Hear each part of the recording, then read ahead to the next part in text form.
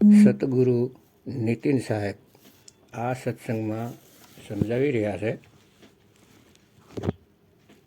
બંદીછોડ કબીર સાહેબની વાણી છે. ખૂબ જ વિવેક જગાડવાવાળી વાણી છે. આને સમજીને તમારો બધો જ ભરમ ખતમ થઈ જાય. તો વાણી છે, આશા હૈ નિજ નામ કી નિસ્દિન ગુજર ના હો. એટલે કે મને ફક્ત ને ફક્ત નિજ નામની જ આશા છે. મારો બધોય ભરમ તૂટી ગયો. હું આ 5 તત્વ 3 ગુણ મન માયાથી લિપ્ત આ દુનિયાથી ન્યારો થઈ ગયો છું. હવે હું કોઈ મંદિર મસ્જિદ ગુરુદ્વારામાં પરમાત્માને નથી ગોતતો. તે પરમાત્મા મારી પાસે છે, મારા ઘટમાં જ છે. એટલે કે તે આત્મઘટમાં છે, શરીર ઘટમાં નહીં. તો તે પરમાત્માને મેળવવા માટે ફક્ત એક ભેદી ગુરુની જરૂર હતી. તે મને મળી ગયા. હવે મારું આવવું જાવું મટી ગયું. કાયા ગઢ જાગીર હે સતગુરુ પરવાના હો.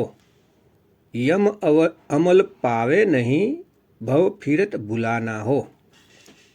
મતલબ કે જ્યારે ભેદી ગુરુ મળી ગયા તો આ કાયારૂપી ગઢમાં હું હંમેશા જાગૃત અવસ્થામાં રહેવા લાગ્યો.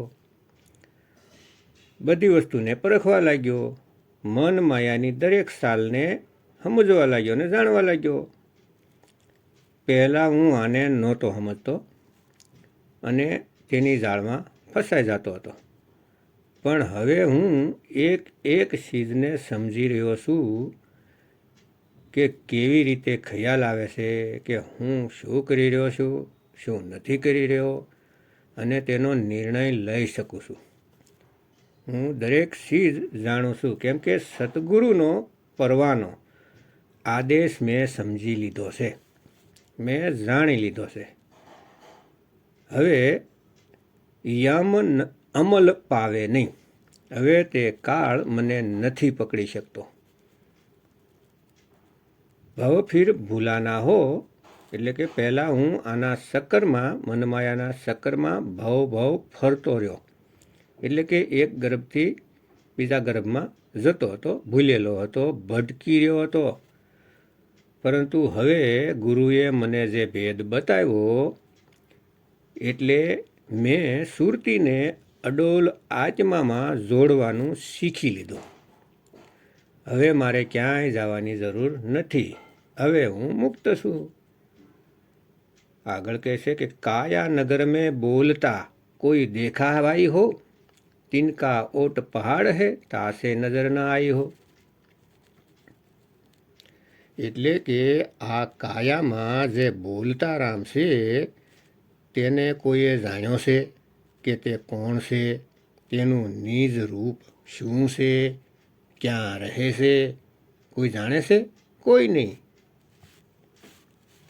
બધા જ મન અને તનમાં જ ફસાયેલા છે.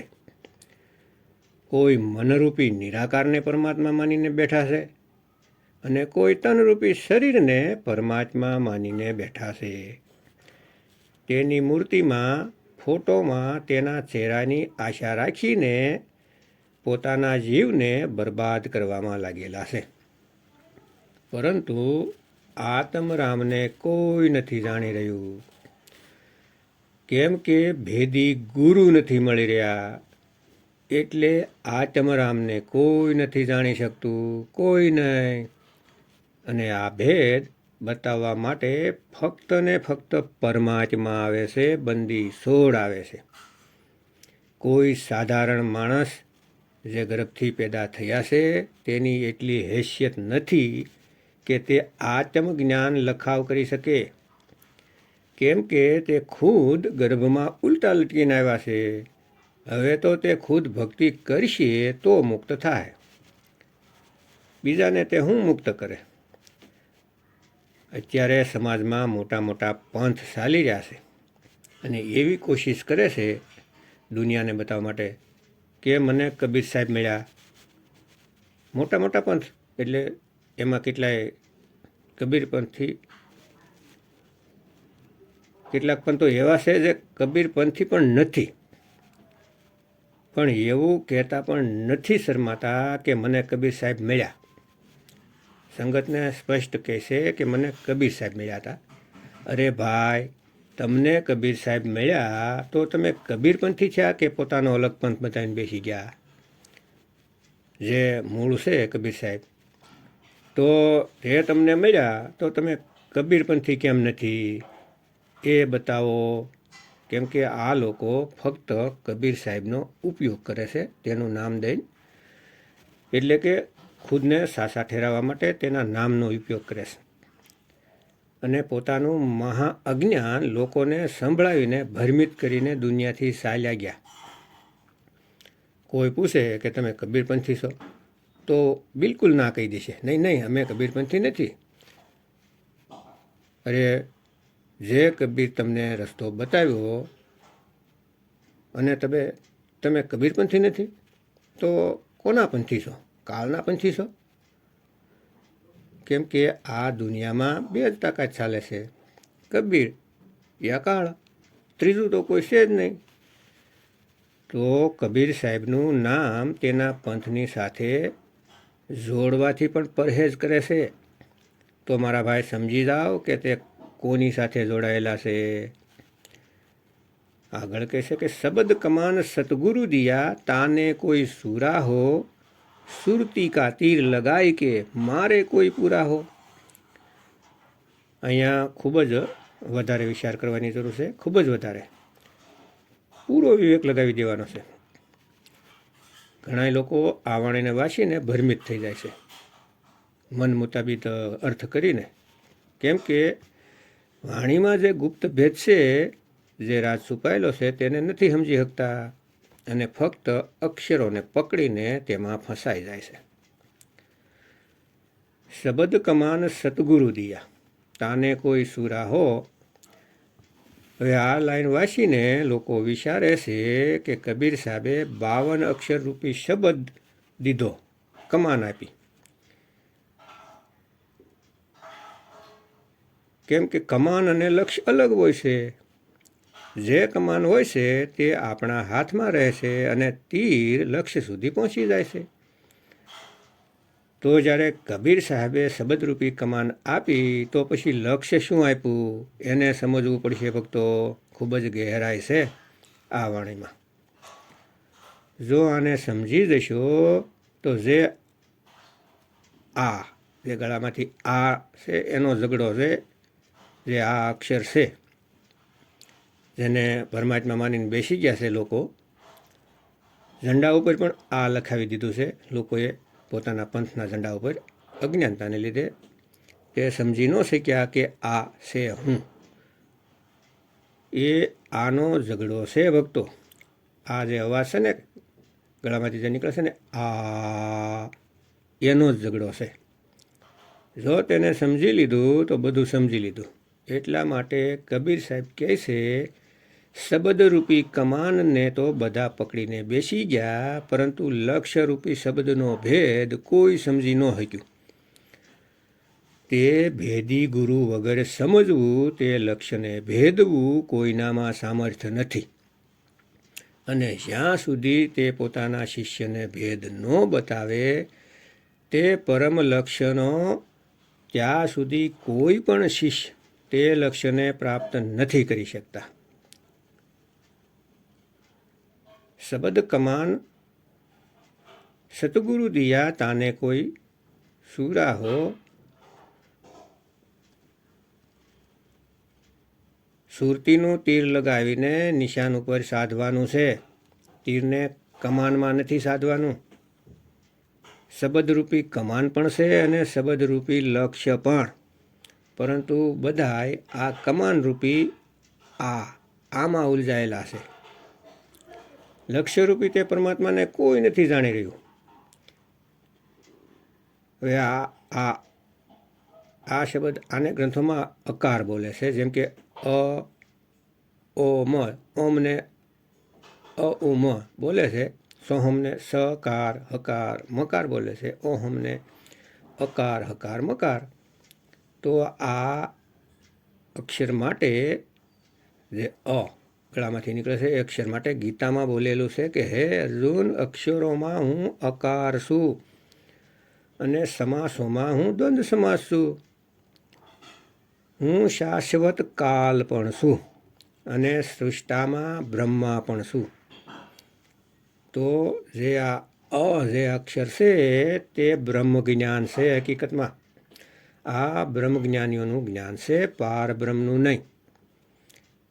બ્રહ્મથી પરેનું જ્ઞાન નથી. અને લાખોની સંખ્યામાં લોકો આને પરમાત્મા સમજીને તેને પ્રેમ કરી બેસે. કેટલાક પંથો દ્વારા દુષ્પ્રસાર પણ કરવામાં આવ્યો ઇતિહાસમાં કે મદન પંથ પણ આ જે ગળામાંથી નીકળે છે આ એની પૂજા કરાવે છે. તો જે ગળામાંથી નીકળે છે આ એમાં ધ્યાન લગાવે છે. એવા મૂર્ખ બનાવવાવાળા આ દુનિયામાં આવીને ચાલ્યા ગયા છે. પણ બધાનું જ્ઞાન ખોલવામાં આવશે અને પુસ્તકને પણ દેખાડવામાં આવશે. જે પુસ્તકમાં લોકોએ અમારા મદન સાહેબના પંથને ગલત તરીકાથી બદનામ કરવાની કોશિશ કરી છે. કેમ કે ત્યાં સુધી કોઈ જીવ પહોંચી ન શકે. જો ત્યાં કોઈ જીવ પહોંચશે જ નહીં તો તેને સત્યથી રૂબરૂ થઈ શકશે નહીં. એટલે તે પુસ્તકમાં તો એવું લખી દીધું કે મદન પંથના લોકો કાન બંધ કરીને ધૂન સાંભળે છે. હેરાની થાય છે આવા લોકો ઉપર કે જેઓ ફક્ત ને ફક્ત દુનિયાને ભ્રમિત કરવા આવે છે. ખૂબ દુઃખ થાય છે કે વિચાર કર્યા વગર આવી વાતો કરીને ચાલ્યા જાય છે. પણ ફક્ત તેનો એક જ લક્ષ્ય હોય છે કે લોકોને પોતાના ભરમજાળમાં ફસાવીને રાખવા. આવા લોકો નારિયેળ પાણીની દુકાન લગાવીને બેઠા છે. નારિયેળ પાણીમાં ફસાવીને રાખ્યા છે અને તેઓ મદન પંથની વાતો કરે છે. કેમ કે તેના નારિયેળ પાણી નહીં ચાલે તો પૈસા નહીં આવે. એક નારિયેળના 20,000-30,000 લે છે એક માણસ પાસેથી. એટલે એની દુકાન બંધ ન થઈ જાય એવા ડરને લીધે મદન પંથને બદનામ કરે છે. તો ભક્તો, જ્યારે મદન પંથના જ્ઞાનને સમજી લેશો ને તો બધું નારિયેળ પાણી ભૂલી જાહો અને ફક્ત અકાલ પુરુષ સાર શબદ ગુરુ તરફ જાઓ. અને તમારી સુરતીને ભટકાવવા માટે કોઈ રસ્તો નહીં રહે કાળની પાસે. કેમ કે મદન પંથ એક એવો પંથ છે સુરતી શબ્દ યોગ કરાવે છે. વચ્ચે કોઈ ભૂમિ, કોઈ શરણ નથી. સીધા શબ્દ અને સુરત. પરંતુ તે શબ્દને પ્રાપ્ત કરવા માટે લાયક બનવું પડશે. તો ગુરુદયા કરીને તે શબ્દની બક્ષિસ કરી દે છે. આ બધાને માટે નથી. નામ અનમોલ છે, તે બધાને નથી આપી દેવાતું. તો પહેલાં લાયક બનો. લાખો હજારોમાંથી કોઈ એક શિષ્ય બનવા લાયક હોય છે. ભાઈ, આમાં સમય લાગે છે. આ સત્સંગ જાગૃત કરવા માટે છે, લાયક બનવા માટે છે. આગળ કહે છે, શબ્દ સ્વરૂપી સાહેબ સબ માહી સમાના હો, કેવલ જ્ઞાન કબીર કા બિરલે જન જન જાના હો. તે શબ્દ સ્વરૂપી સાહેબ તે દેહરૂપી નથી. કોઈ કે 5 મંડલોની પછી મને ગુરુજી મળશે ને શરીર ધારણ કરેલા તેને જોઈને ઓળખી જઈશ કે મારા ગુરુ છે. અથવા તો 5 ભૂમિને પાર કરીને મારા ગુરુ બેઠા છે તે બધાને જોઈ રહ્યા છે અને હું ત્યાં પહોંચીશ તો મને મારા ગુરુજી ઊભેલા દેખાશે અને હું તેને મળીશ અને ઓળખી જાય કે મારા ગુરુ છે. અરે મારા ભાઈ, આ બધી જ માયાજાળ છે. કોઈને પણ તેના ગુરુ દેખાય તો સમજી લેવું કે આ શરીરનો ખેલ છે, આ મનની ચાલ છે. કેમ કે તન અને મન બંને બંધન છે. આ બંને માયાજાળ છે. સમજી જાઓ મારા ભાઈઓ, સમજી જાઓ. તો કહેશે કે કેવલ જ્ઞાન કબીર કા વિરલા જન જાના હો. આમાં કેટલાક લોકો તોડી મળીને મરોડીને પેશ કરે છે કે કબીર પંથી જે કેવલ્ય ભગવાનને માને છે, જે તેને જગતગુરુ કહે છે, યુગ પુરુષ કહે છે, જેની શકલ આસમાની કલરની છે, એ લોકો આ વાણીને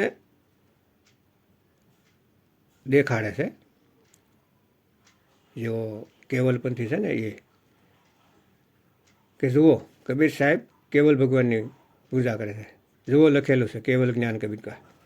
અરે ભાઈ, એક બાજુ તો કહો છો કે કબીર સાહેબ ત્યાં નહોતી પહોંચી શક્યા જ્યાં કેવલ ભગવાન રહે છે. કબીર સાહેબનો સતલોક તો નીચે રહી ગયો અને અમારા ભગવાન તો 33 મંજિલે બેઠા છે, કેવલ ભગવાન.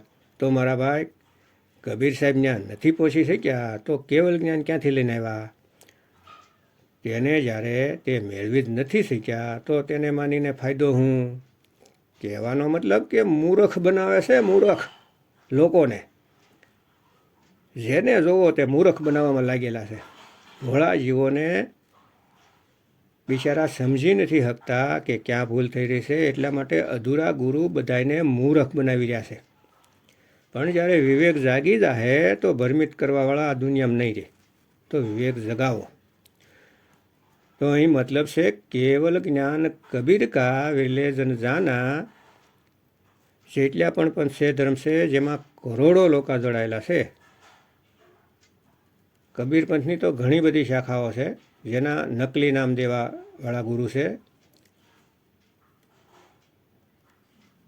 તેમાં પણ લાખોની ભીડ છે. તેમાંથી જે અસલી પંથ છે કબીર પંથ, તેના વિશે બોલે છે કેવલ જ્ઞાન કબીર કા. જે વિવેકી વિરલા હશે, જે ગણતરીમાં જ હોય, બહુ ખૂબ ઓછા, જે મારા જ્ઞાનને જાણી શકશે. કેવલનો મતલબ છે ફક્ત, એટલે કે ફક્ત વિવેકી હશે તે જ કબીર સાહેબનું જ્ઞાન, અસલી જ્ઞાન જાણી શકશે. કેવલ જ્ઞાન કબીર કા વિરલા જન જાને હો. જે વિરલા વિવેકી વિરલા હશે તે જ ફક્ત કબીર સાહેબનું જ્ઞાન જાણશે. આ મતલબ છે. અરે લાખો મેં કોઈ સમજ નહીં પાઈ હો, કોટી મધ્ય જાનેંગે, કહે કબીર સુનો ભાઈ સાધો, મુझे વિરલે હંસ પહેચાનેંગે. જે લોકો ગુરુ પાસેથી જ્ઞાન મેળવવા નથી માગતા, સ્વયંથી જ્ઞાન થઈ જાય છે એવું માને છે, તેને કબીર સાહેબ નિગુરા કહે છે. નુગરા. આવા લોકોના દર્શન કરવામાં કબીર સાહેબ કહે છે કે લાખ પાપીનો ભાર. જેઓ આવા નુગરાના સત્સંગ સાંભળે છે, જેના ખુદ કોઈ ગુરુ નથી હોતા, તેવા લોકોની ઉપર લાખ પાપીના ભાર ચડી જાય છે. કેમ કે તે સત્ય તો બતાવી જ નથી શકતા. જો સત્ય નથી બતાવી શકતા તો મુક્તિ નથી મળતી, મુક્તિ નથી અપાવી શકતા, તો જેટલું પાપ સડશે તે ભોગવવું પડશે. ભક્તો પોતાનું તો ભોગવવું પડશે, અને જે તેમની સાથે જોડશે તેનું પણ પાપ તમારા ઉપર આવશે, અને તે પણ તમારે ભોગવવું પડશે. કેમ કે ગલત રસ્તો બતાવવાવાળા પાપી હોય છે. જો સત્ય રસ્તાની ખબર નથી તો ગલત તો ન બતાવો ભાઈ. એટલે સાહેબ કહે છે કે સેવા કો દો હી ભલે, એક સંત ઓર એક રામ. રામ હે દાતા મુક્તિ કા, સંત જપાવે નામ. અહીં કબીર સાહેબે બેની વાત કરી, અને આ લોકો કહેશે કે એક જ છે, પરમાત્માની સાથે પ્રેમ કરી લો, ગુરુની કોઈ જરૂર નથી. ગુરુ તો પાખંડી હોય છે, ને ગુરુ તો પૈસાને ભૂખ્યા હોય છે, ને ગુરુ આમ કરે ને ગુરુ તેમ કરશે. અરે મારા ભાઈ, પાસે આંગળે હરખી નથી હોતી. જેમ કે કોઈ શહેરમાં 2-3-4 બસનું એક્સિડન્ટ થઈ જાય તો લોકો બસમાં મુસાફરી કરવાનું બંધ નથી કરી દેતા. તો જે ગુરુ અધૂરા છે તેનું એક્સિડન્ટ થવાનું છે. જે ગુરુ અધૂરા છે એ જેલમાં જાહેર, પણ જે પૂરણ સંત છે તે કોઈ એવું કર્મ નથી કરતા કે તેને જેલમાં જવું પડે. તેઓ તો દુનિયાથી વિરક્ત રહે છે ભાઈ. દુનિયામાં રહેવા છતાં દુનિયાથી વિરક્ત રહે છે. આ અવસ્થાને તમે નથી સમજી શકતા. 4 ચોપડી વાંચીને સોહમ મંત્ર કાઢીને કહી દીધું કે આ સાર નામ છે. તો આમ સારનામ મળે તો ફક્ત ભણેલાના કિસ્મતમાં છે સારનામ. અનપઢ તો બિચારા અહીં જ ધક્કા ખાવા પેદા થયા. શરમ નથી આવતી આવી ઉલઝુલ વાતો કરવામાં? કહે છે કે ખુદ જ ચોપડી વાંચી લ્યો, ખુદ જ જ્ઞાની બની જાઓ. અરે કબીર સાહેબ કહેશે, પોથી ભડભડ જગમુઆ ભયો ન પંડિત કોઈ, ટાય અક્ષર પ્રેમ કા પઢેસો પંડિત હોય. અહીં પ્રેમની વાત કરી છે. સત્સંગથી પ્રેમ કરો, ગુરુજીથી પ્રેમ કરો, પરમાત્માથી પ્રેમ કરો, અને તે સત્સંગના માધ્યમથી જ મળે છે. કોઈ સોપડીમાં નથી છુપાઈને બેઠા કે કોઈ એક સોપડીમાં લખી દીધા. જો સોપડીમાં જ મંત્ર હોત તો આખી સોપડીમાં એક જ નામ વારંવાર લખી નાખત, જેથી ગોતવું જ ન પડે. શરૂથી લઈને આખરી સુધી સોહમ સોહમ સોહમ લખી દેતા અને સોહમથી મુક્તિ થઈ જાય. તો પછી આટલું બધું લખવાની જરૂર ન પડત કે આદિ નામ છે સત્ય કબીરા. તો ક્યાં ગયા તમારા સોહમ જાપ? હા, મેં લખેલું છે આદિ નામ છે સત્ય કબીરા. તો તમે સોહમને તો પકડીને બેસી ગયા, પણ સત્ય કબીરનો ભેદ ન જાણી શક્યા. એટલા માટે કહે છે કે ગુરુ ધારણ કરી લે, 84થી બચી જશો. કોઈનું જ્ઞાન સાંભળો છો તો તેને પૂછી લેજો કે તેમના કોઈ ગુરુ છે કે નહીં. પણ જો સ્વયંભૂ હોય તો સાવધાન રહેજો, એની ઝાળથી બચજો. જેણે ખુદ સત્યને નથી જાણતા જેવો તે તમને હું બતાવવાના. તો બચજો એવા સ્વયંભૂથી. અને એમ કહેતા હોય કે ગુરુ તો વિદેહ છે ને દેહ ગુરુની પાસે જવાની કાંઈ જરૂર નથી, એવા સ્વયંભૂ જ્ઞાની બાબાઓથી સાવધાન ભક્તો, સાવધાન. અરે વિદેહી તો આપણું સ્વરૂપ છે, તેને તો ભૂલી ગયા છીએ. અને તે સ્વયંથી કોઈ નથી જાણી શકતું, કોઈ નહીં. તેના માટે ભેદી સંત નીતિન સાહેબના શરણમાં જવું પડશે. અને જેઓએ નીતિન સાહેબ પાસેથી નામ દીક્ષા લીધેલી છે તેમને પણ ભરમાવવા માટે એવું કહેવાવાળા તમને મળશે કે સબદગુરુ તો વિદેશ છે, તમારે હવે દેહી ગુરુની જરૂર નથી. તો સાવધાન, એ તમને ગુરુથી દૂર કરવાની કોશિશ કરે છે. અને એ કાળની જ જાળ છે, જે કાળદૂત તમને ભરમાવે છે. તો વિવેક જગાવીને રાખો ભાઈ. એક વિદ્યાર્થી પણ જેની પાસે ભણે છે ને, એ જ ટીચર, એ જ શિક્ષક એનું પેપર તપાસીને પાસ નાપાસનો ફેસલો કરે છે. વિદ્યાર્થી નથી કરતો સ્વયંથી. વિદ્યાર્થી તો એમ જ સમજી લેશે કે મેં હાસું પેપર લખ્યું છે. એ તો ટીચર ચેક કરે તો એ ખબર પડે હાસું છે ખોટું. તો સમજી જાઓ અને ગુરુના શરણમાં રહો. હંમેશા ગુરુના શરણમાં રહો ભાઈ. અરે ખાન સર જેવાના વિદ્યાર્થીઓ ટાટા અફસર થઈને સીધા ખાન સર પાસે આવે છે. શું કામ આવે છે? ખાન સર થકી એ ત્યાં પહોંચ્યા એટલા માટે. એ નથી ભૂલતા ક્યારેય ગુરુને. અને આજ એવા ભરમાવાવાળા તમને મળશે કે ગુરુની જરૂર નથી. તો સાવધાન થઈ જાયજો એવાથી. એ કાળના જ દૂત છે, તમારી બાજુમાં રહીને હાજી કરીને તમને દૂર કરી દે, તમને ખબર પણ નહીં પડવા દે. એવા કાળદૂત છે. તો હંમેશા ગુરુના શરણમાં રહો. ગુરુના મુખથી જે કાંઈ સત્સંગ નીકળી રહ્યા છે એ સાંભળો અને ગુરુની આજ્ઞામાં રહો. તો જ તમને લખવાની ખબર પડશે પેપરમાં હું લખવું એ. પણ વિદ્યાર્થી શિક્ષકનું માને જ નહીં અને મનમાની જ કર્યા કરશે તો નપાસ થવાનો, જરૂર નપાસ થાય. તો વિવેક લગાવો.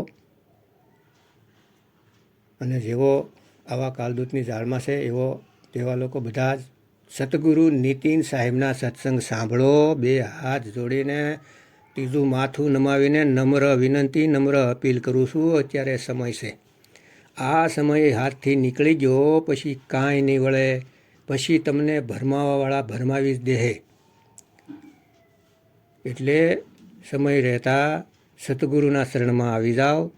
સતગુરુને ઓળખો અને કાલદૂતોથી સાવધાન રહો. જય ગુરુ નીતિન સાહેબ, જય ગુરુ વૈરાગ સાહેબ, જય ગુરુ મદન સાહેબ, જય જય બંદી છોડ કબીર સાહેબની જય.